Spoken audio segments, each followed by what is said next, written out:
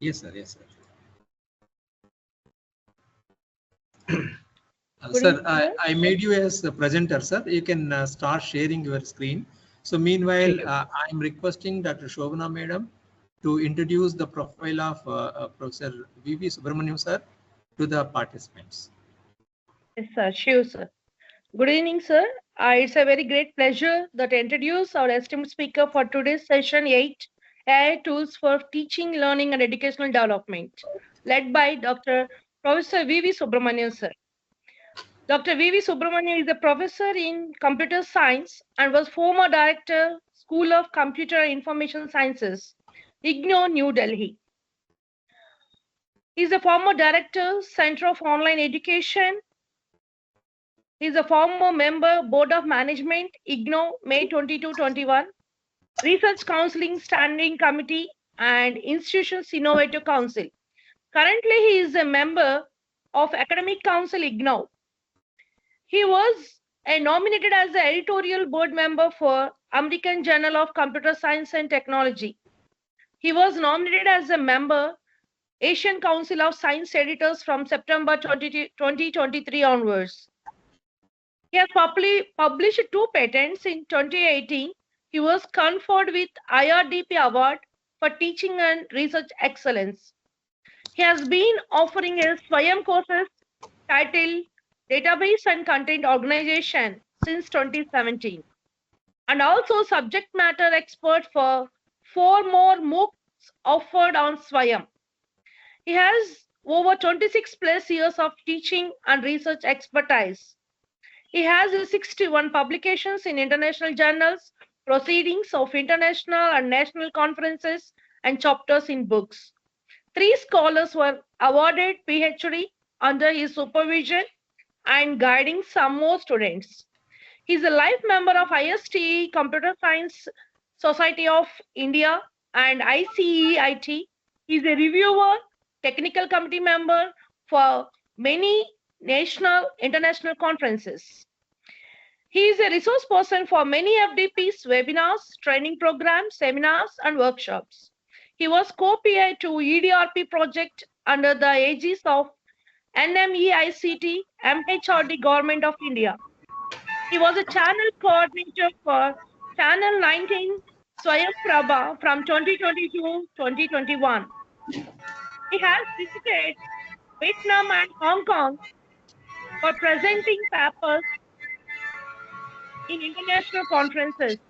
He is a reviewer for many research journals like InterScience, IJA, ISC, IJOL, DRDO Journal, Taylor, and Francis Group, Thomson Reuters, Alice of CSIR, etc. Welcome you, sir. Welcome to the Thank you. great section. I hand over to Professor V V Subrahmanyam garu. Thank you. Thank you, madam. Thank you very much, Shobana madam, and thanks to Dean, NRI Institute of Technology, Computer Science Dean, Dr. KV Samsura garu, for inviting me for this particular session. Is the video and audio quality good? Yes, sir. It is good, sir. Okay, sir. Sir, kindly handle your session up to 9 or 9:15, because I have exceeded some 15 minutes. No, I mean, no worries, sir. if you want 15 minutes, you can take with a due permission from our participants. Thank you, sir. So we want to give maximum information to the paid participants. That's what our intention is. Right, sir. Thank you, sir.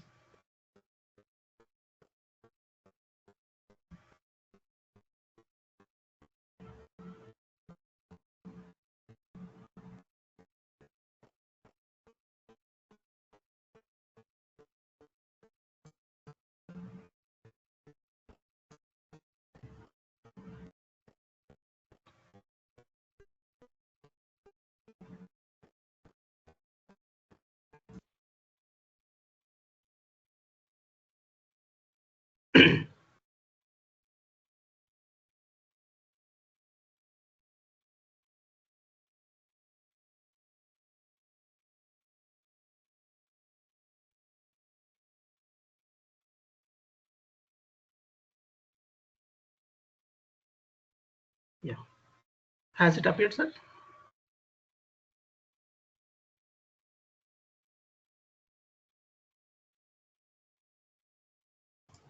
Sir, it is visible, sir. Okay, sir. Yes, sir, it is visible, sir. No problem. Okay, sir. So in today's presentation, the topic given to me is apps and AI tools for teaching, learning, and research. In this particular thing, I was listening to Dr. V Samsura, sir, about the future directions and other things happening in AI. So mainly my focus will be on apps which are AI powered. So most of the things, most of the future directions and other things are being covered by Dr. V Samsura garu. So in this particular session, let me present the apps whichever are helpful for mostly for the research. As many of our faculty I can see, many of them have registered for the PhD and other PDF and PhD. So let me present some of the apps which are very much helpful for the research scholars and teachers also. So in this particular session, I had organized in the for the first half an hour or so, I'll be talking about the apps, and then second second half, I'll be taking on a tour on AI tools, which are helpful for teaching and learning. And then towards the end, I'll be more focusing on the ethical issues. Why? Because in as Samsaraga towards the end of his presentation, he has covered the ethical issues and also some of the limitations. So how to go about by the institutions, where they have even they for each and every institution and the university, you have the research cell. So they have to take certain aspects into consideration whenever it comes to the research, or else the institution has to take some sort of cognizance wherein which whenever it comes to the use of AI applications in teaching or else in the learning. So those particular like three different sections, I had divided the whole presentation. So let us go one by one. So with this particular slide, I'll start my presentation. This is a simple slide shared on internet. So this says that what exactly it means? Anybody from the participants?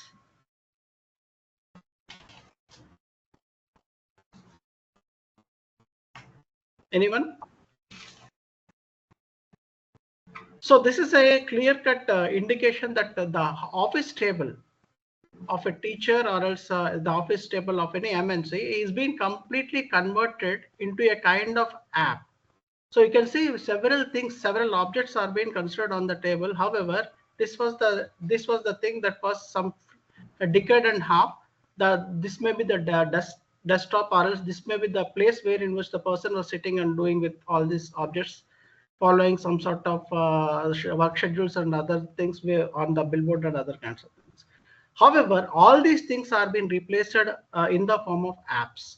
And then if with the carrying of only one particular mobile phone or else a tab, all these things have been completely replaced, that too in an efficient way. So that is why I had shown you in order to show the importance of the apps, I had just placed this particular cartoon appeared in the one of the newspapers. So nowadays there are millions and millions of apps available, especially for the mobiles and the tabs. However, in order to cut short this particular session, and mainly I'll focus only on the apps which are very much useful for the researchers. So I don't talk most of the apps which are meant for very general or generic purpose. However, I had tested and I had used some of them very rigorously, and my researchers are also using some of the apps very rigorously. So I had cut short some of the apps, and then I'm presenting in this particular session. One particular Google site or else one particular web-based application which anybody who is a scholar should know about, the scholar.google.com. Why? Because most of the people, when I find budding researchers, whenever they take the admission to the PhD programs, most of them, they search everything on internet, or else they directly go to the ChatGPT. Where in which in ChatGPT, when you place certain things regarding the research and other things, it will be throwing you in some sort of like a black light, where in which the references list, whatever that it contains, may not be the appropriate. If you click on to that particular reference list, the paper may not be existing on internet It may be a kind of hallucination wherein which it produces the reference list also in a different way, wherein which never that particular publication has happened on the journal, or else it may not be existing on the internet also. So I request each and every teacher and scholar to follow only scholar.google.com, wherein which it is a great search engine which searches various publications and peer-reviewed research. So once you take this particular scholar.google.com, which is associated with your email, so most of the content, whatever that is displayed, is very much genuine. And then if you pay something, you can also download the papers.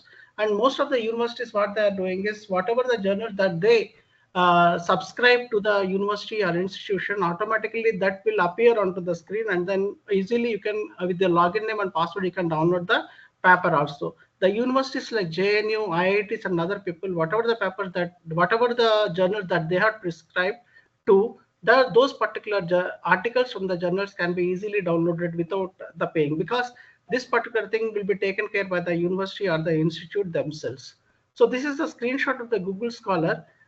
This is very much helpful for the research scholars. And then these particular common apps everybody uses on our mobile phone in order to have some sort of peer discussion, or else some sort of notes taking, or else just opening the Word file, Excel file, and other kinds of things. Most of the people they use. I don't want to focus more upon these particular apps.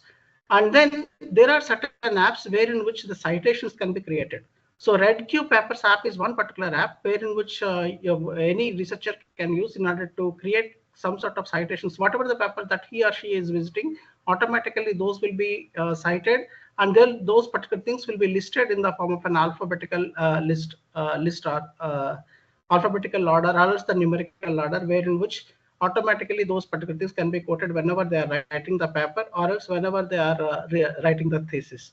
So there are certain note-taking apps which are very much essential.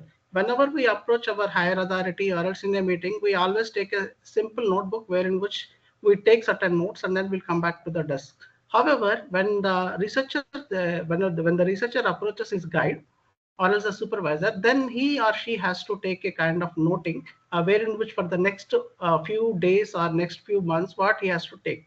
So Evernote, Notation, OneNote, Bear, GoodNotes, and Notability are some of the apps which are very much popular. And these particular apps have a very good feature. Some of the apps, whatever I had listed over here, comes with price, or some comes with the free of kind. But in this, the beauty of this particular app is that once you take some sort of images, that also can be organized in a certain way wherein which it can be indexed. And then the other thing is that whatever the voice note, suppose if somebody is dictating, even that particular dictation can be taken and is been converted directly into a kind of document. So there are several features in each and every app. If you download these particular apps, you can see the numerous features it supports. So you can take the screenshot, you can make, or else you can even create some sort of alerts by yourself, putting some alerts or alarms kinds of things, wherein which it will automatically remind you whenever you log on to the particular mobile phone or tab, so that automatically that reminds you what to do in the next few months, or else in the next day or next hour. So there are certain backup applications which everybody uses: the Dropbox, Google Drive, iCloud, OneDrive, Box. But there are several backup applications. Why I am saying is, most of the researchers, when they start the research, they'll try to buy some laptop or a desktop. So automatically, when it comes to 5.5 years, 5 years or 5.5 years or 6 years, the maximum duration, some people, they are suffering because they had lost so much of data because of some corruption, or else because of the drive corrupted, or else something like that, or else crash of some laptop. So what I suggest is that each and every scholar or teacher, whatever they does, so they have to keep a kind of data backup in the form of Google Drive. So Google Drive, many of us, we have the Gmail accounts. However, they give a space of 15 GB without payment. And whenever it exceeds, it automatically throws some sort of alert wherein which we have to remove certain files, and then we have to free up the space. However, there is a kind of facility provided by Google Drive wherein which for each and every 1 TB, they are charging an amount of 130 rupees per month. So I request each and every researcher to take certain space either it may be 1 GB, 2 GB, whatever the case may be, they have to have a kind of space, and they have to sync that particular space along with this particular laptop drive, or else the desktop drive, and so that they can preserve all the kinds of work that they are doing, all the papers that they are downloading, all the citations files that they are making, whatever that they are doing, they have to take a backup, and they have to sync it to that particular drive also. There are certain bookmarkers which are very much popular available in the form of apps called as Flipboard, Feedly, Instapaper, and Pocket. So these particular bookmarkers, they help in curating the web content, and then follow other curators creating the magazines. And then Feedly is very much popular among the researchers, which follow and curate your favorite web content, share insights with collaborations and other kinds of things.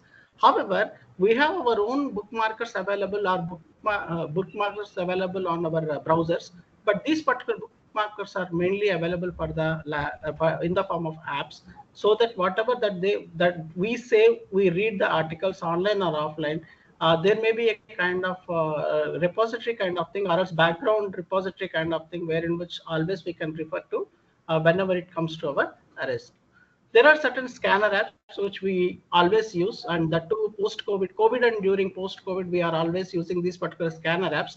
Earlier, we used to have a different kind of device called as the scanner, and we were using those particular devices in order to scan and then store them in the digital format. However, there are certain scanner apps available, which most of our teachers will use. The PDF scanner app, Microsoft Lens, Scam Scanner, Small PDF, Evernote Scannable. So there are certain apps wherein which each and every faculty member or the research scholar, they have to have at least one particular scanner app on their mobile, or else on their tab. So there are several dictionary apps available, like Merriam Webmaster, which is very much popular, and then Power Thesaurus. These are the two dictionary apps which are very much popular and available online. That too in the Google Play Store. So everybody should carry at least one dictionary app. And then coming to the converters. So mostly when it comes to the submission part, whenever we submit the research paper, or whenever we submit some sort of articles to the magazines, so we have to have a certain format to be followed as per the prescription by the concerned journal or else the publisher. So we have to have certain converters also on our mobiles, or else on our tabs, wherein which automatically the doc files can be converted to PDF, or else image files can be converted to PDF, or else the PPT can be converted to PDF. So all these things can be converted using these particular converters. However, when it comes to the desktop, there are various kinds of things wherein which we directly go to the internet when it is connected to web, so that we can directly put online and then we will convert. When it comes to the apps, so there are several apps available, that too free of cost. So those particular converters needs to be downloaded, and then they can be used directly using the mobile, and then they can convert and they can send it to the concerned journal or else concerned publisher. So there are several converters which all the faculty knows. So I had talked about this particular Evernote. Actually, it can create a text, it can create a photo and audio notes, and it can automatically synchronize your notes onto your PC or web. So magically, this particular text within the snapshots can be searchable. So there is a search option on the Evernote, wherein which you can automatically put some sort of string, and you can search whatever the notes that you had taken earlier. So all these notes include the geolocation information also. But this particular Evernote, I heard earlier it was free of cost, but I heard that this is coming up with some price. But it is having excellent features, wherein which each and every person needs to have one particular app onto their onto the mobile. So this is a screenshot of Evernote. From the App Store, from the App Store you can directly download the Evernote Notes Organizer. And then there is another app called as Trello. This is nothing but the researchers needs to keep track of various activities. This is a kind of scheduler kind of thing, wherein which it is very much user friendly. And suppose if you are working on different projects, so mostly this particular app, previously it was rigorously used by the MNC people who are doing the software projects and other kinds of things. Even nowadays, students are also carrying this particular apps called as app called as the Trello app, wherein which they may be having several courses and then many projects in several courses or many assignments in the several courses. So in order to have a kind of different workboards for different projects, each and everything is called as a workboard here. So in order to create several workboards for several projects and populate them with different tasks, so they can open a kind of folder, subfolder kind of thing, which we call it as a workboard. And under each and every workboard, we can define the tasks. So that is how they will manage the whole project of a particular course or else a particular project, and then they will schedule the activities accordingly. So this is a wonderful app in order to manage the teams. Even for the project managers also, this is a wonderful app in which they can manage different teams. Suppose if I am a project manager for 3 different projects, so I can manage easily all the 3 different projects using this particular Trello manage team. There is one app called as Art Discovery, which most of us may know. So this is nothing but it is having 96 plus million research articles, including 24 million open access articles. So it is a kind of huge repository, wherein which if you download the Art Discovery app, that is the gateway to at least 96 plus million research articles and 24 million open access articles. So it provides the key highlights, summaries, roundups, whatnot. It is having a kind of AI feature also, wherein which directly you can take the you can highlight or else you can take the summary from each and every research paper. So most of the research students, they are using the Art Discovery. So I recommend teachers also, whoever are doing the research, may use the Art Discovery academic research app. So the only thing that you have to do is you have to sign up. After downloading, you have to sign up and you have to submit your areas of interest. Why? Because there are several articles which pertains to several disciplines. So you have to submit your area of interest, like 1 or 2 or 3, and then Art Discovery will serve you the top 3 related articles in every day news feed. So which may be very much relevant and which may be very much latest in nature when it comes to the research. So Art Discovery uses some sort of AI feature also to learn your reading interest. So depending upon our reading interest, it automatically pull up the papers or display only such category of papers which we have so much of interest in knowing them. So this is the look and feel of the app. You can download it from the Play Store. And then there is another app, whoever is taking the lab courses into consideration, there is one app for all the teachers. So Lab Archives is a web-based application that acts as a digital lab notebook. So helping researchers keep their work and notes organized to improve productivity in their labs. So this is completely a kind of logbook kind of thing, wherein which they can, a digital lab notebook you can call, and users can access this lab archives to make notes, store images and data, and use the search feature for simple access to all the course material. So this particular app is also very much popular among the teachers and students, so that they maintain the digital lab notebooks by using the lab archive books. So it is having several features like sharing the data between the team members. Once again, you can even share DNA sequence files in over 30 formats. There are several features apart from only just having or noting or taking the snapshots. There are several else features also, wherein which it gives high data security, which determine the file access to whom. Suppose if 4 or 5 members are doing one particular project, they can share the data among themselves. But however, they can issue or revoke the privileges also inside that particular app. So that is the data security, and to determine what kind of file access or sharing limitations can be shared with the other fellow members, that also can be decided, and also can be revoked or else granting to new members also is possible.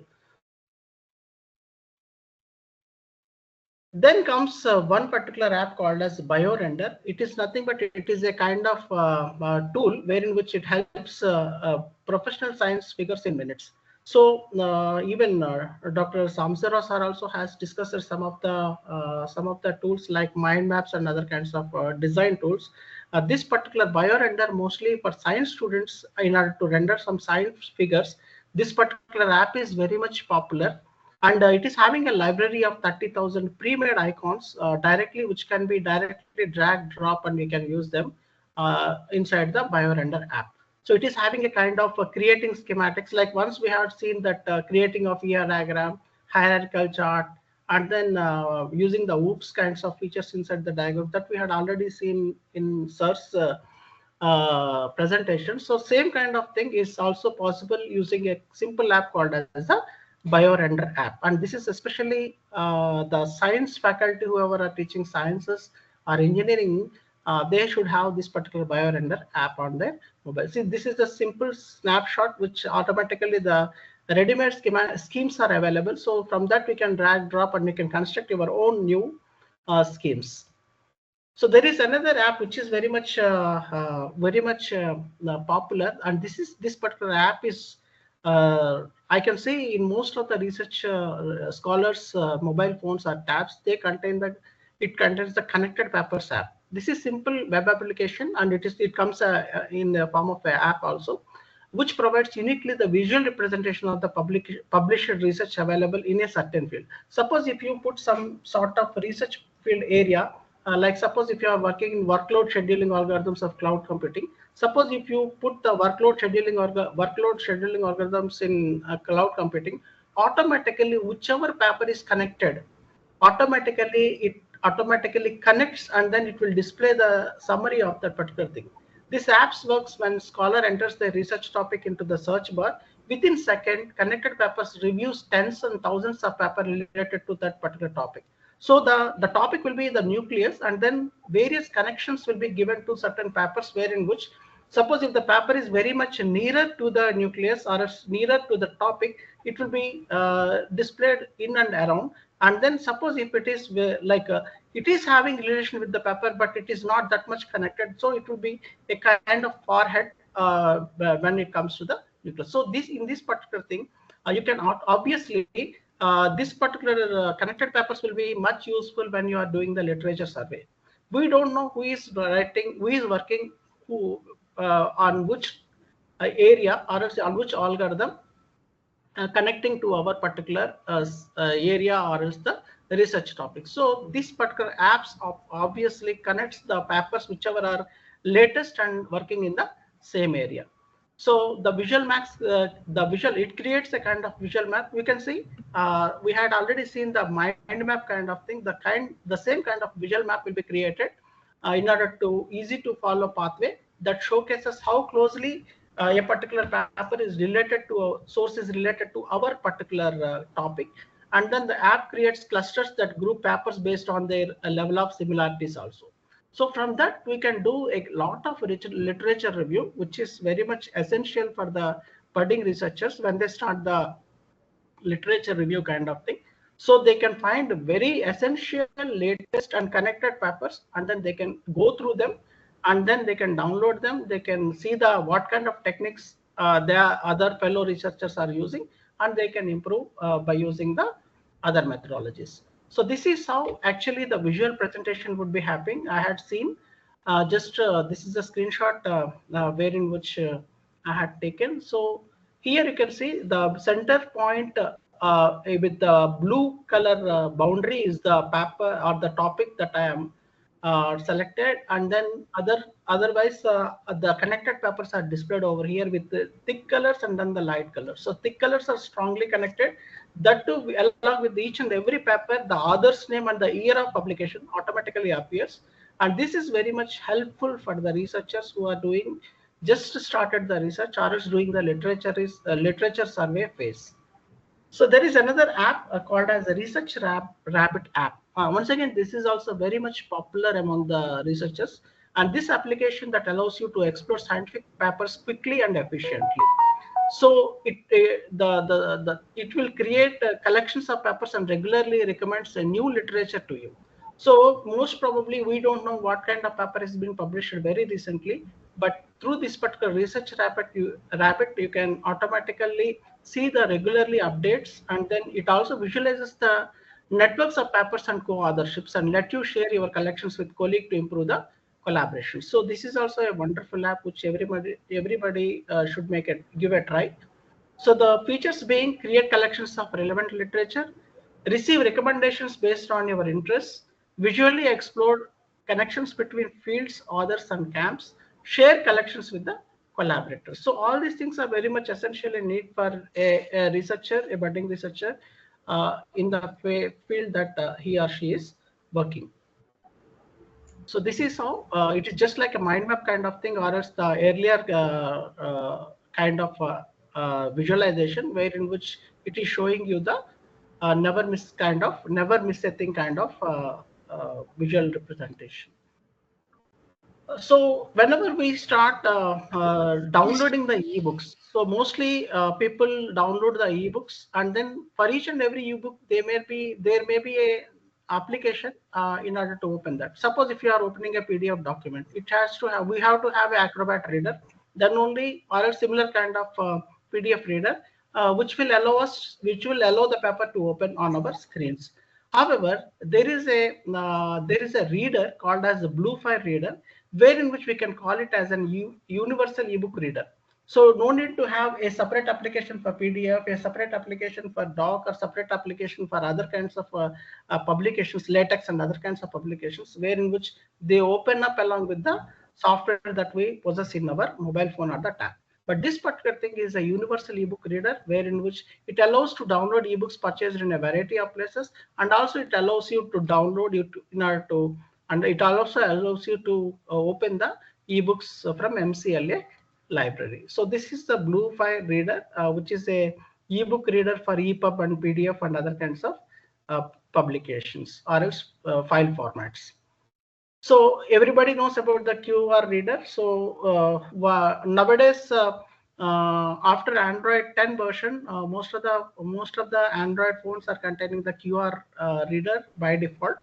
However, in earlier days, before the Android 10, we used to download an app called as QR/barcode reader, so that whenever we see the QR codes and other things for scanning, we have to open along with that particular app. So this is also an essential app which every researcher should possess. So this is simple thing where in which nowadays it is automatically available. Otherwise, earlier we used to download this app. So another online service where in which it is called as Wolfram Alpha is there. It is nothing but whenever we have a factual queries. So nowadays we are putting it in the ChatGPT and we are trying to find out the answers. And we should not think that whatever the answer that the ChatGPT is trying to give, or Gemini is trying to give, they may be correct or they may be incorrect also, and also misleading us to somewhere else. So we have to have certain factual queries also to be answered whenever it comes to the science and whenever it comes to the computer science or engineering sciences. So that particular factual queries directly can be factual queries can be directly put onto this particular Wolfram Alpha, and then in order to provide certain documents or web pages that might contain the answer as a search engine might. So likewise, we can put the queries for the factuals, and then automatically it publishes the facts only onto the screen. So this is one particular app, and it is I had downloaded the screenshot from Android only. So one needs to have and this particular app you can it is also AI powered, so one can do a kind of search, or else one can always pose a question which is requiring the factual answers. So mainly, most of us, we were working when we had done the research and other things, we were using the web-based mainly. However, nowadays it is appearing in the form of the app also. So it is a free reference management app that automatically generates bibliographies, which is very much essential. Why? Because whenever we are quoting some certain paper or whenever we are reading certain papers, automatically the reference management app will take care of posting them into the bibliography section. So where in which we may forget, one fine day we had done the thesis and that particular paper, whatever we had at this in the first year, and we are trying to produce our thesis in the 4.5 years or 5th year. So we may be getting some sort of papers also. So this particular reference management app will comes into rescue, wherein which will automatically generate the bibliographies, whatever that we write. So this has the feature of sorting and drawing up the reference lists also. So we have to have this Mendeley, any one reference management app, but Mendeley is very much popular right from start, right from early days. So we have to have one particular app on our mobile or tab. So then Mendeley, equivalent to Mendeley, there is R Discovery and Zotero of the same purpose, just like the kind of the functionality that the Mendeley is doing, the reference kind of functionalities. You can use one particular app, that is enough. Then there is another app called as Pocket. It is just a browser. I can't say it is a app, but it is a browser plugin which stores and catalogs everything you want to read. So it is a kind of the similar, the app, the name itself is the app. Whatever you want to read, it will be keeping it in the pocket and for the future reference. And then you can, whenever you find the type, you can go and you can read from the pocket. This is just a browser kind of plugin. Earlier we used to have the bookmark and other kinds of things. This is an advanced version. We call it as the pocket. So this is the pocket, and it is coming in the form of an app. So anybody can download, and we can keep it in the paper that we have to study can be kept in the pocket, and then we can later on refer to them.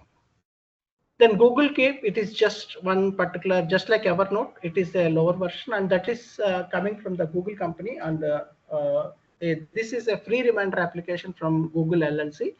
Mostly it helps the researchers to quickly capture what's in their mind and get a reminder later on at the right place at the right time. So suppose if I want to meet my guide tomorrow at 10:45, and I had kept some sort of alarm at 11, an alert in Google Keep to remind me something about some paper around 11. So after meeting him around 11, it will automatically remind me in the right place and right time, so that automatically whenever it appears on the screen, I can ask the same question, or else I can take the clarification from my guide. So Google Keep is also one particular reminder app. Then Paperity is a free mobile application for researchers. It helps to aggregate various open access journals. When it comes to other things, I had already disclosed you that one app which is having 99 plus million kinds of papers in its database. However, when it comes to the open access journals, Paperity is the best thing which one should have, and they can use it in order to connect to the open access papers. So there is one app called as Slack. Whenever you are trying to do the collaborative research, then Slack, it brings team communication and collaboration into one place. It is a kind of WhatsApp kind of thing, I can say, but it is having a beautiful feature. Like it can have a make effective conversation on different topics using the tags. So hashtags are being used in the Slack, and then it is a collaborative app. So everybody, suppose if 4 members are working on some certain research area, so we can have a kind of Slack app registered or else downloaded on each and every mobile phone, and then we can have a conversation. Whichever the paper or else the news citing is there, then we can share it inside that particular Slack, and it is also having a kind of messaging feature also, so that instead of using the email and other kinds of things, always you can message them using the Slack. So for each and every app, wherever I find it somewhat difficulty for the users, I had given the step-wise procedure also, so that you can go through the step-wise procedure. I'll leave the presentation with the organizers. Later on, we can go through the how to use, so you can, so that it will help you in downloading and then make use of the application. So there is always, everybody knows that ResearchGate and then Academic EDU. There are several third-party things coming into picture, which are very much popular once again. Even for the referential purposes, or else for the profile making, or else for the citations and other kinds of things also, we come to know only which researcher has cited our particular paper through the ResearchGate, Google Scholar, or else from the Academic EDU. So they automatically continuously sends us the alerts whenever it is being listed in some sort of a publication. Automatically they remind us in the form of a email once we register with them. So 160 million publication pages are also there in ResearchGate. Some of them are very much free of cost. Some, even the ResearchGate application, earlier it was free of cost. However, after certain amount of time, they had made it pricing. So they had put up some certain price per month or else per year in order to attract the research community. Everybody knows LinkedIn profiles and find to connect the other researchers in the working in the same area. Most of us, we use the LinkedIn. Even the MNC companies or else the universities or the research institutions, they are also going through the LinkedIn profiles mostly, and they are making mostly they're connected to the LinkedIn profiles and then watching continuously what kind of projects the person is doing whenever he applies for the grant or whenever he applies for the research in their organizations. Most of the people, they are going through the LinkedIn profile, they are watching what actually does the person contributed and in which area he or she is working. So by knowing them, then they can send the offer letters or something from their company. Scholarcy is a digital assistant. Once again, we were seeing some digital AI digital assistants or virtual assistants like Sophia and Amelia in this one, but this particular thing is in the form of an app, wherein which it reads and summarizes the articles, reports, and book chapters. Nowadays, we are using the ChatGPT or the other LLMs, wherein which if you give the feed in or else input as the complete paper, it will automatically summarizes or else depending upon the query or depending upon the prompt that we are giving, automatically it summarizes, reads, reports, or else whatever that we have to do, that will be done. But Scholarcy is one particular app wherein which it reads, summarizes articles, reports, and book chapters, and then it will give you the gist of the application, gist of the paper, or gist of the publication. So it clearly creates a summary flashcard of any Word or PDF document. And then it also gives you the cited sources. It also can be configured to extract the figures from the paper or else tables from the paper, images from the articles. So all these things can be done using the Scholarcy. So the features includes automatic extraction of references. It is having a kind of extension also. Once you try this particular Scholarcy, it may not be giving you a kind of full-fledged app. However, it allows you to download in the form of an extension wherein which directly it will appear onto the browser of Chrome or Edge, and then you can connect to open access repositories and other kinds of things directly or ready-madely right from the browser itself. So this is how it works. Automatically, it gives you the citations, it gives you the summary, it gives you the area and other summary kind of thing, the way the research has happened, or else the facts, figures, tables, lists. In the form of all these headings, you can have the features of the web. Researcher, once again, it is an app built with aggregating over 19,000 sources. It was earlier, it was used, but nowadays most of the people, they have stopped because it may not be having the AI version or so. Then Curiosity is one particular app which is very much popular in order to know the scientific inventions. So this is not related to any kind of paper or something like that. However, whenever it comes to the scientific invention, when it have the latest scientific inventions that are happening in and around the world, so we can have a more detailed way of videos and other kinds of things. It is nothing but it is the name itself is given as an app like Curiosity.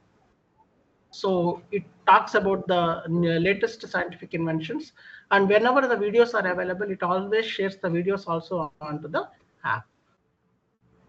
So next, everybody knows plagiarism. There are several plagiarism checkers available in the form of web-based applications. However, nowadays there are several plagiarism checkers which are almost available in the form of an app, which can be downloaded onto our mobile phone or the tab.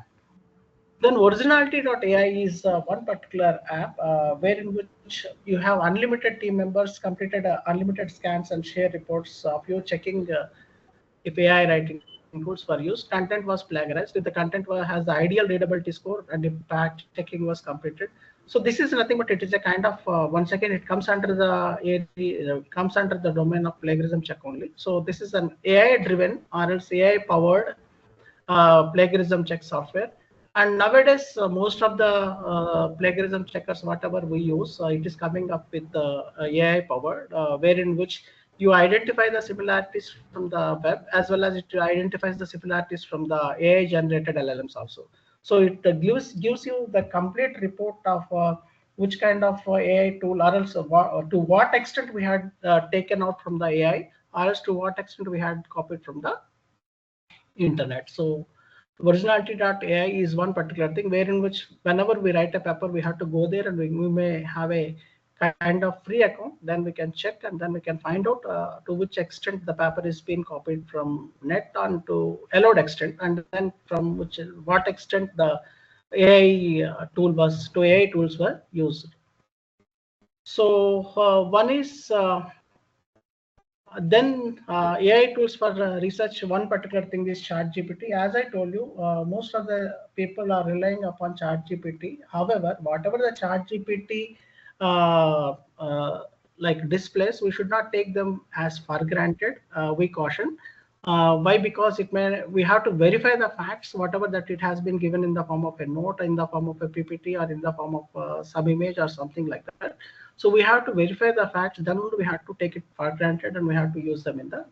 However, whenever we use directly the document that is, or the write-up that is being presented by the Chat GPT, once again, as you know, it comes under AI plagiarism. So we have to see how much AI plagiarism is allowed, depending upon the institutions, depending upon the journals, publishers. They allow certain amount of AI content to be produced in the paper. However, mostly some of the faculty, they are they are basing upon the Chat GPT in order to produce the course material and other kinds of things, which you have to see whether it is allowed by the institution or not. Then only we have to be the. Otherwise, it may be a kind of remark to the faculty, wherein which once it is legally, or else once the policies are being framed, and if we comes under some certain clause, will be in a great risk. So one of the studies I had seen, in one of the studies, it shows that 45% of the information that the ChatGPT generated was incorrect. You have to verify. The main caution that we want to see is it is a kind of earlier. Right now, ChatGPT was mostly trained for 1.5 years by giving new inputs also. Why? Because these particular AI tools, they learn from the environment and they learn from the new inputs also. So ChatGPT 4.0, most probably that is not true. However, in 3.5, it may be true that 45% of the information generated was incorrect. And ChatGPT has shown to be wrong almost 50% of the time when suggesting some novel research ideas. If you see it may be true when we talk about the computer science and other popular subjects, IT subjects and other popular subjects, wherein which most of it may not be 50% or it may be even less also. But when it comes to the history, social sciences, and other kinds of things, ChatGPT may not work. You can even consult with the other faculty members also. There it fails. When it comes to the history and other kinds of things, there it fails. There is one particular web application called as Size Space. This is created to write, to collaborate, format, submit research papers for publication. So whenever we are doing the literature review, finding the topics, or else extracting some sort of data, or else you can use them as a paraphraser, or a citation generator, or else the AI detector. So Size Space is a web-based application which is having very good features. Even Sir also has displayed in one of the slides I was watching. When he displayed the tools that can be used by the teachers. So there you can even find this Size Space, which has been promptly displayed on the slide. So this particular platform, you can see, I had taken the screenshot from the platform. It's the fastest research platform ever. So here it is having many kinds of things. It can have, it has the AI writer. It has the literature review kind of thing. You can find out the topics. You can extract the data. There are several features, and it is also AI powered. So you can use this particular app being the researcher. That too with the permissible limits. You can see there are popular tools available. You select that particular tool, automatically it acts as per the tool's instructions. So it has the literature review. So best for the researchers, we normally use for the literature review, finding out the topics and then the extracting data. So these particular 3 tools can be used by the researchers. And suppose if you are a student, then you can use it for the paraphraser, citation generator, or else the AI detector. So there are several tools inside built inside the size space, so people can use the size space depending upon the tool that they require for. Then once again, there is a popular thing called as consensus. This uses AI to find the answers in the research papers. Suppose if I have a research paper on my hand, it may take time to read that particular article. However, in order to get the summary or in order to get some sort of research questions, accepted research questions, or else relevant answers within the research paper, then we can go and use this particular consensus. Suppose if the paper is available in the PDF, you have to give consensus, the input, the paper, and then we can have the kind of research questions that we can pose onto the particular paper or find relevant answers from the research paper. So this is how you can ask the question. You can upload the paper and you can ask the questions, and then it will display you the relevant material that is already been embedded in the research paper. This is how it does. And then there is one thing called as Genie.ai. You meet your intelligent research assistant. So this particular thing, this is AI powered. And then this also does the similar kind of thing. This is a research assistant. You can use it as a research assistant, wherein which it helps you in literature review. It helps you in writing. It helps you in paraphrasing and other kinds of things. So then there is, especially for the research literature review and to ask the questions, there is another, just like the other one that I had discussed. Cite.ai is one particular app which is very much popular among the researchers. So it asks the AI assistant or the literature to transform the way it discovers, evaluates, and understands research on any topic. And then there is another web application designed by Stanford University, and they had made it open source for some reasons. So that is called as Storm or CoStorm. So this is a kind of you will get in the basic difference in this particular Storm from Stanford University is you will get the complete notes kind of thing, wherein which it already most of the fact we had gone through the Wikipedia reports. Just like the Wikipedia format, the Storm also displays the whole discussion. Suppose if you are mostly if you are likely to have the notes on public cloud architecture, so put public cloud architecture over there. It will give you the Wikipedia format of all the public cloud architecture, it concerns, characteristics, then applications and other kinds of things in the form of a note. So this is very much helpful for the teachers. You yourself can also try the Storm from the Stanford University, where in which it completely produces the course material kind of format. So this is how you can see the Storm AI I had tried. So Mapify is one particular application where in which you give it automatically transforms everything into the kind of mind map. Sir has already discussed one of the mindmaps.ai called as Mind Map AI. So similar kind of applications there is from another company called as Mapify, where in which it transforms everything into the mind map. So one thing he has also shown the demo. So this is a similar kind of application when compared to Mind Map AI. So perplexity, citations in every response. So whenever you give a question to this, it answers and also it will give you the citation also, which is very much essential for the budding researcher. So we may be having certain answers. However, it may be very much difficult to find out the complete paper or else the complete write-up or else context where it was being used. So perplexity is a kind of citation kind of thing, wherein which it answers to your query and also gives you from which particular paper or from which published article it has been taken out, so that it gives answer as well as the citation. So this is very much important. You can see here new AI design tools. I had given new AI design tools, and then it automatically gives me the citations also on one side, and then it has given the complete design tools listed in, and a brief write-up also has been given, added to each and every tool. So napkin.ai, this is very important. most of the things, suppose if you are working with your course material, self-learning course material, or else the notebook, lecture notebook for your students, then some of the things can be easily understood whenever you draw the diagram, the hierarchical diagram, or else the other kinds of diagrams. So this particular napkin.ai is nothing but if you have the continuous text, you have to place on the left side, you have to place the cursor or else the blinker, so that automatically whenever there are certain categories or else some characteristic features and other kinds of things, automatically it can be transformed into a kind of visual. So this is an automated tool wherein which it helps you just like anything whenever it comes to the thesis writing or whenever it comes to the class notebook, lecture notebook kind of thing.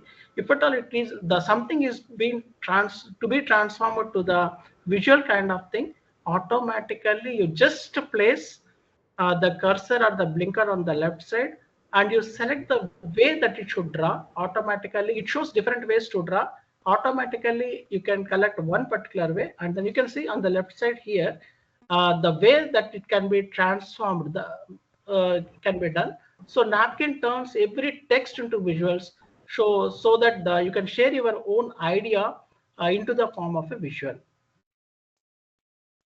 So Notebook LM, it is a kind of AI powered research and writing assistant.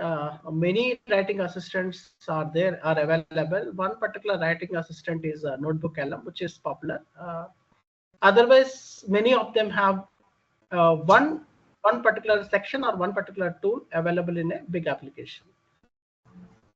So in order to have Illuminate from Google to audio discussions. So suppose if you have a transcript or else a continuously write up of 2 pages or 3 pages.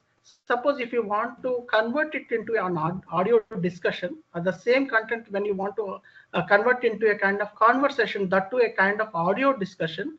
So Google, this particular Illuminate is one particular application where in which if you feed in that particular 2 pages, then it will automatically give you the audio discussion. It will convert the whole transcript, we can say the whole document, 2-page document, into a kind of audio discussion. So this is an interesting app, everybody should try. I had also tried this particular Illuminate app, and it is illuminated application, so it is working wonderfully. So image describer, suppose if a particular, you had come across some particular image which is very much near to your subject area or discussion. However, it doesn't carry any description below that particular image. Or else suppose if you had gone to search and then images, and then you found very good image which is very much like a kind of free image kind of thing, wherein which anybody can use. That comes with licenses, as we can see, CC by SA and other kinds of licenses whenever we use the OER content. So that particular content, whenever we are trying to download, there may not be a description.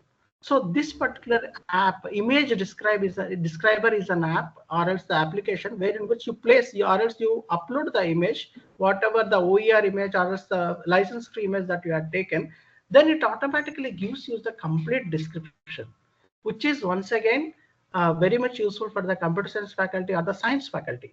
So you can give a try this particular thing.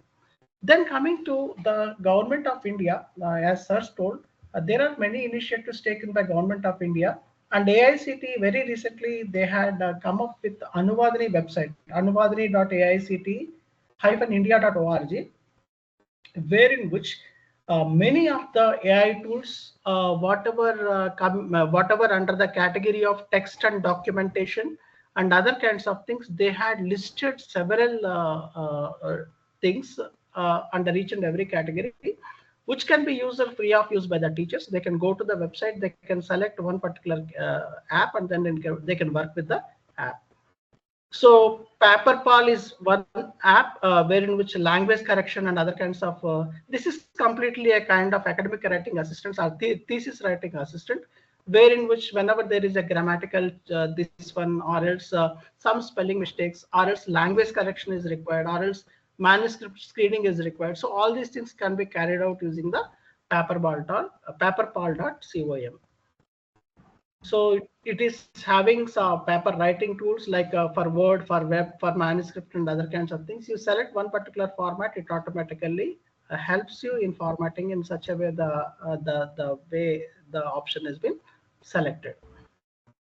So you can see here it can be rephrased or else grammatically corrected, or else spelling mistakes can be identified, whatever the case may be. So Trinka is one particular app wherein which once again it helps as a writing assistant of thesis or as the research paper. So plagiarism check is possible, auto file edit is possible, publication readiness checks are possible because if at all we have to have the final version of the paper. Automatically you give it to Trinka AI, it automatically formats you and then it will make you the publication ready and it will give you the complete book. Likewise, Write Sonic, all these things are writers. I just skip these things. Another app is Elicit, is a specialized scientific sources app. With you can search through scientific papers, generate excerpts, and specially look for concepts in a research domain. So this is actually helpful for literature reviews, meta-analysis, and systematic investigations. So Sir also has identified and placed it in his slide. So this is a wonderful application and it is AI powered. So you can use for literature review, meta-analysis and systematic investigations. So that this is what I am talking about. Anuvadini.aict, one particular app, and then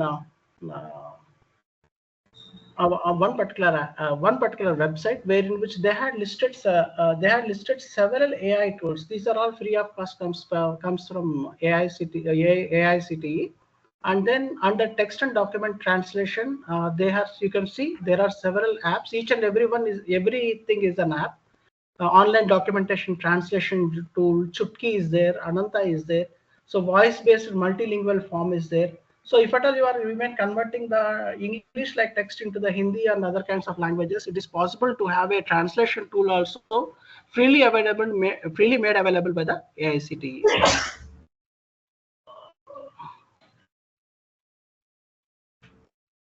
Then video tools is another category. Video tools is another category. Voice tools is the third category available on AICTE. Image tools. And then recently, when you heard to Prime Minister nowadays, when you go to the website of Anuvadini, and then there you can, whenever you are watching the live speech delivered by Prime Minister or President of India, whenever it is live telecasted or webcasted onto the platform, then you can change the language also. So you can change or you can select the language, like suppose if he is speaking Hindi and English mix, then you can select some Gujarati language where in which the person will be speaking live there. Automatically the conversion, the translation will be taking place and you can hear only the Gujarati language. So that is also possible. So please excuse me 1 minute, somebody has come. Just bear with me.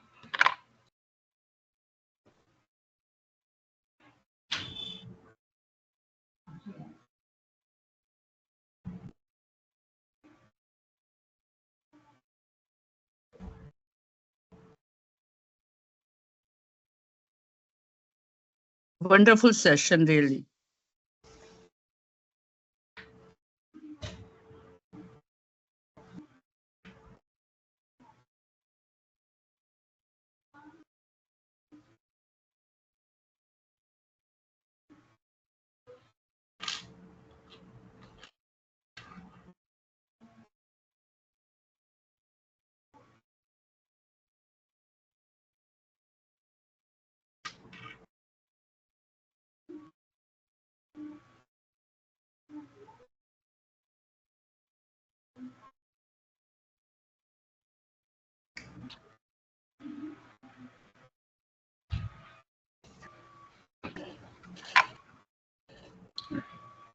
Sorry for keep you waiting.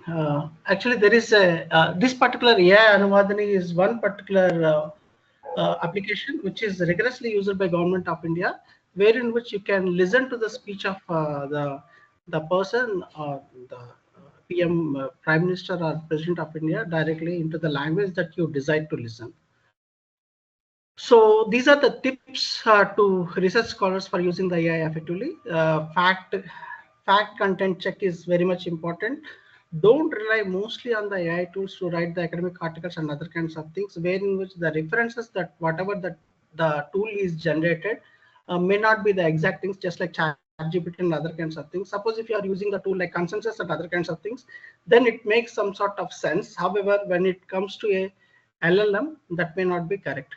So don't rely AI tools to generate references. Rather than use AI tools for managing and citing the references, as we had discussed. Gather relevant, clean, suitable data for analysis by AI tools. And then here, when it comes to the ethical part, so mostly we think that whatever we had given the prompt and whatever the LLM has generated the text that we gave it in the form of a prompt, that we should not think that is our own contribution or else own publication. So there are certain ethical principles which governs each and every article that we write or that we copy. So core ethical issues that we can quote here is accountability and responsibility. So every researcher and institution must take the responsibility for the societal and ethical impact of any AI system. Nowadays, there are several AI systems and are also most of the AI, we call them as the AI powered tool. So most of the apps, whatever we had discussed till now, most of them are AI powered tools. And some of the tools which we may see general tools also nowadays containing the AI part. So knowingly or unknowingly, being literate and being from the computers, we may know that this particular tool is capturing our details or capturing the data from us, or else capturing the face from us. So we may be knowing, being from the computer science or related disciplines. However, some people may not be aware. Whenever they are using whenever they are using the app, they may not be aware that some of the things, data and other kinds of sensitive data and other kinds of things may not be. They may not be aware that it is capturing the complete data and other kinds of things. So we should be very much alert, or else whenever we are designing the AI system as the part of our research or part of our project, we should be very much keeping in mind the accountability that we should have, the responsibility that we should have. So mechanisms for readdressing and mitigation. So something has happened. Once again, the risk management or else the disaster management we have to take care. So readdressing, what kind of things we have to do. Why I am saying is, I mean, in most of the things people had done using the AI apps which have been floated through the Google platform or else the Apple Play Store, and there are huge losses or else the people who are being trapped. Even nowadays also we are seeing many of the scams, cyber scams and other kinds of things are happening because somebody is speaking the voice of some famous personality, and then they're trying to trap the person who is listening to him. So there should be a kind of responsibility whenever we are designing, developing the AI tools. Transparency and explainability, that is the second ethical issue one has to address.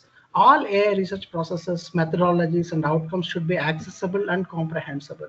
So it should be made available in the form of a disclosure, or else in the form of a write-up, wherein which the transparency, and we have to maintain and we have to tell about the processes that we had followed, or else the data sets. Whenever we try to do the research work using the data sets, even they may be generated by the own researcher, or else we have taken from Kaggle or other kinds of research platforms.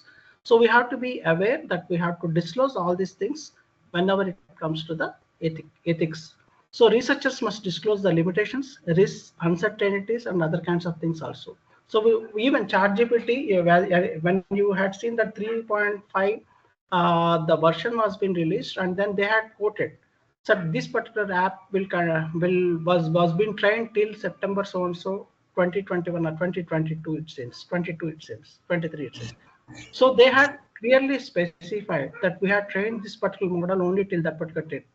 Afterwards, whenever you are using in 25, 26, that may not be true, or else Meanwhile, it had learned something, or else it may be end up with the learning that he has done in 22 or 23. So we should have a kind of, we have to explain and we have to keep it in the form of a note, wherein which, if at all there is an uncertainty, if at all there is a limitation, if at all there is a risk, it should be come into the, it should be notified along with the app itself.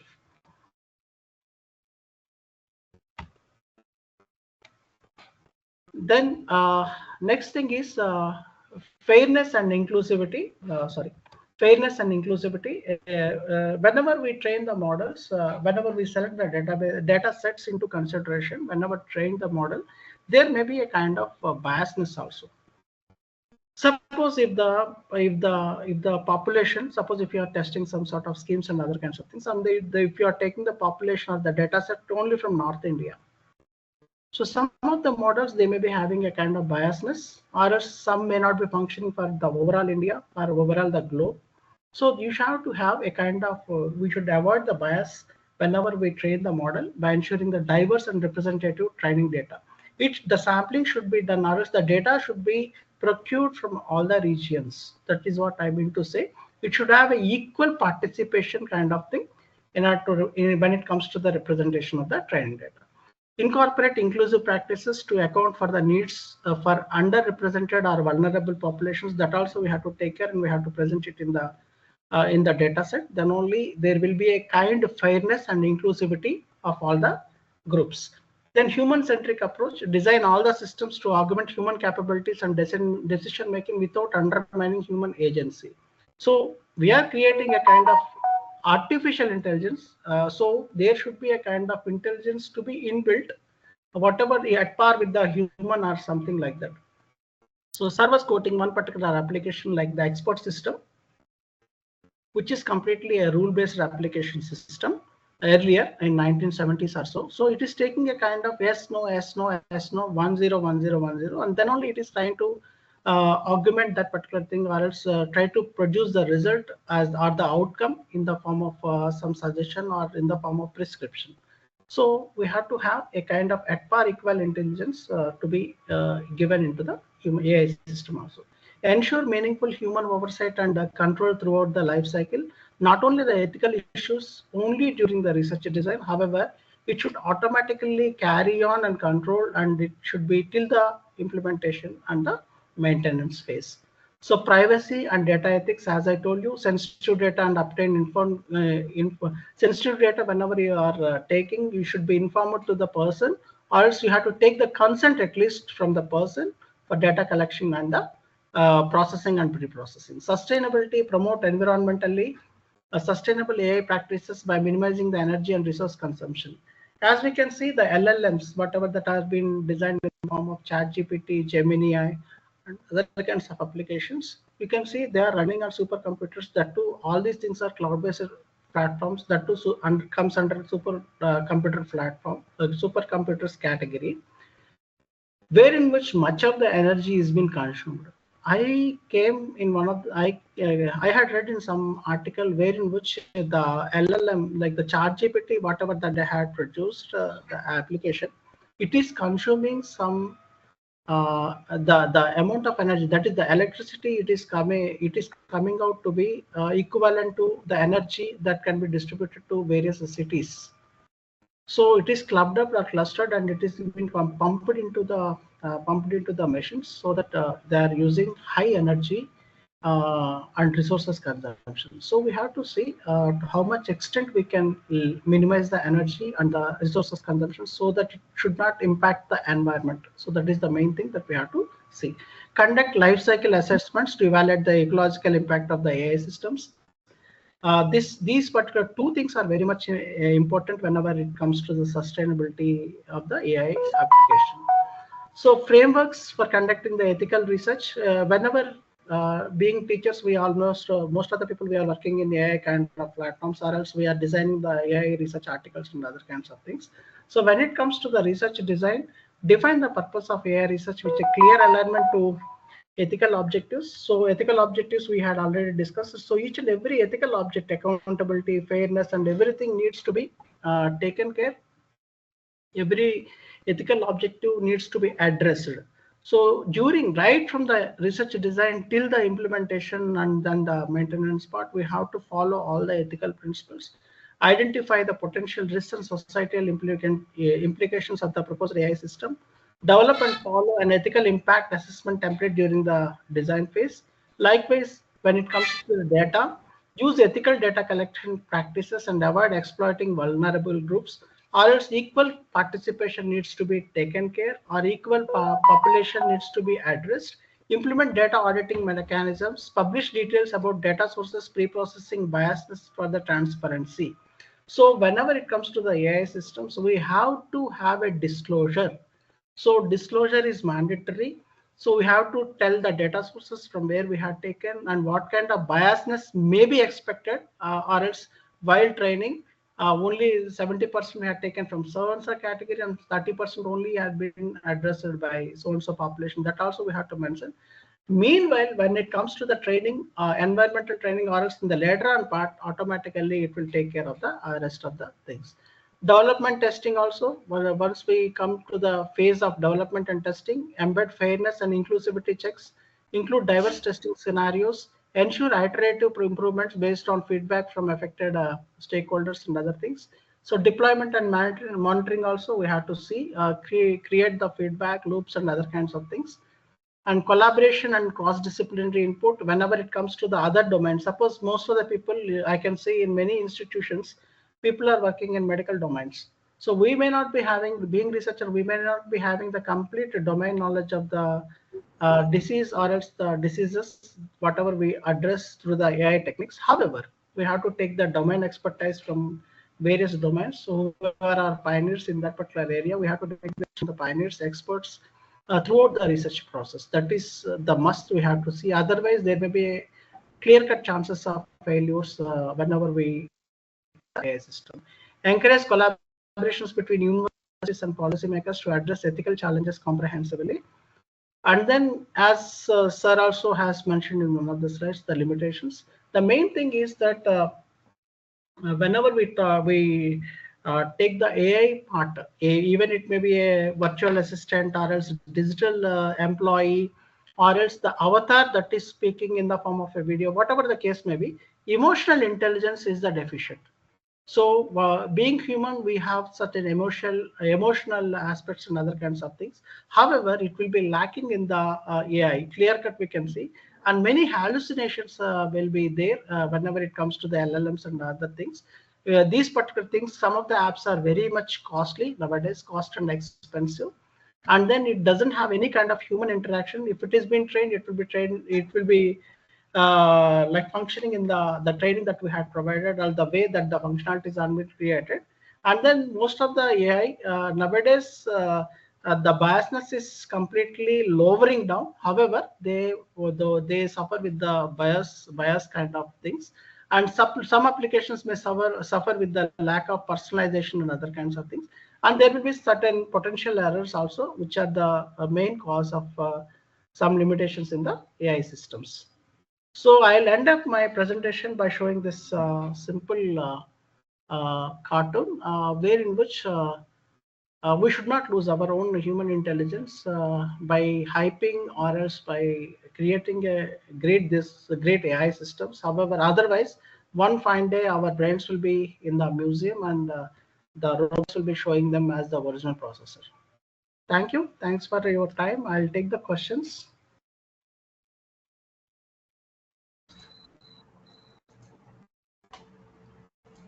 If at all there are any questions to address, I'll take them.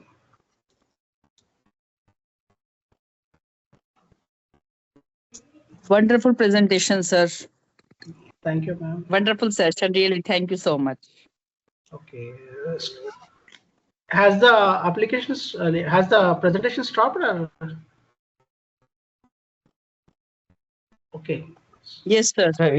It's a wonderful presentation, sir. But we need some PPTs from your sides. It's really helpful for the research purpose also. Sure, sir. I'll be mailing you the research, the complete presentation, whatever I had made. Please distribute it to each and every thing in your group so that everybody can benefit from that. Thank Because you, sir. remembering those many apps also is not a big thing. So better I'll give the presentation so that they can try it on their own. Yes, sure, sir. Thank you so much, sir. Thank you. Yes, sir.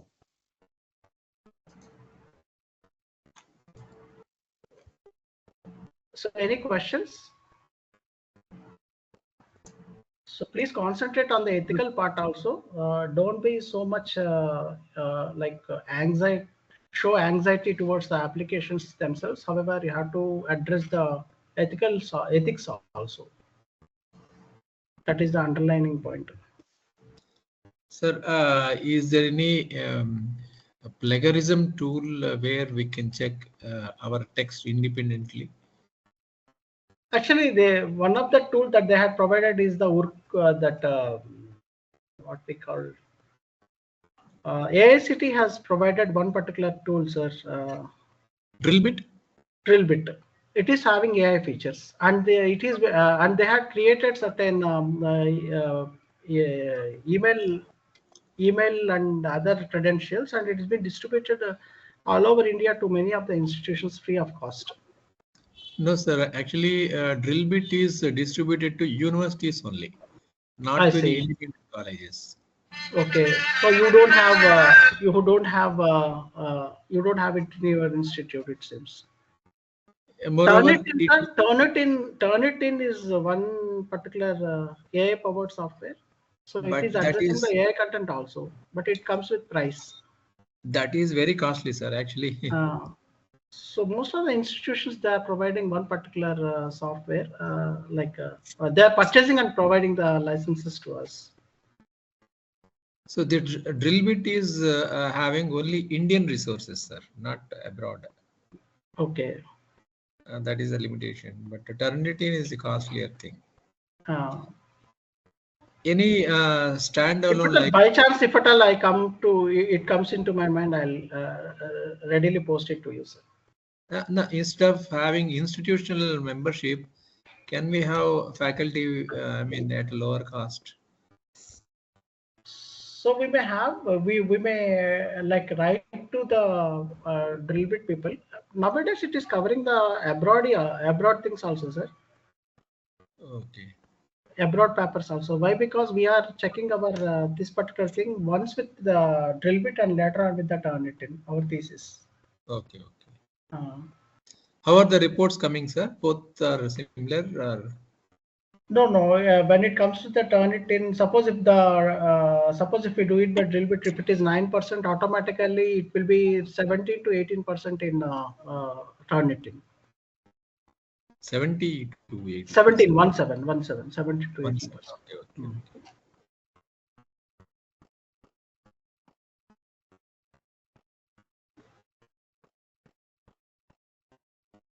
Okay, sir. If at all there are no questions, we can sign off. Yeah. Participants kindly interact with our resource person.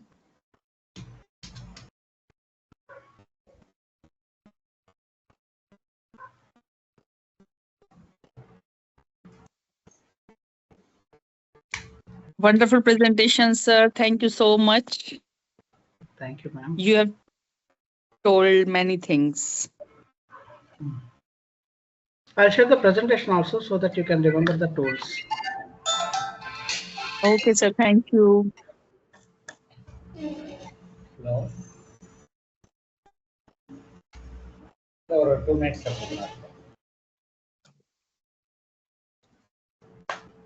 Sir, okay, sir. Thank you very much for your valuable time with our participants. You have given a lot of tools.